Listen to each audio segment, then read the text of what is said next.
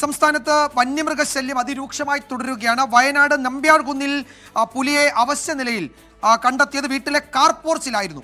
അതുപോലെ തന്നെ മലപ്പുറം പെരിന്തൽമണ്ണയിൽ നാട്ടിലിറങ്ങിയ പുലിയുടെ ദൃശ്യം നാട്ടുകാർ സ്ഥാപിച്ച ക്യാമറയിൽ പതിയുകയും ചെയ്തു. കോഴിക്കോട് കുറ്റിക്കാട്ടൂരിന് സമീപം കാട്ടുപന്നി കിണറ്റിൽ വീണു. അതുപോലെ മലപ്പുറം തിരൂർ മംഗലത്ത് കിണറ്റിലകപ്പെട്ട കാട്ടുപന്നിയെ പിന്നീട് വെടിവെച്ചു.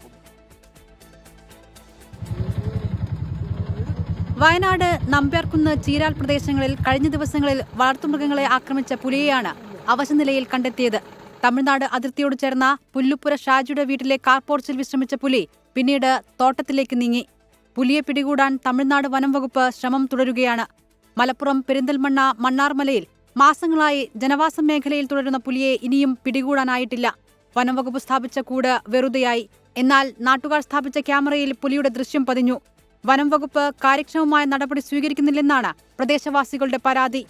മലപ്പുറം തിരൂർ മംഗലത്ത് കിണറ്റിൽ അകപ്പെട്ട കാട്ടുപന്നിയെ പിടികൂടി വനം വകുപ്പ് അധികൃതർ വെടിവെച്ചു കൊന്നു.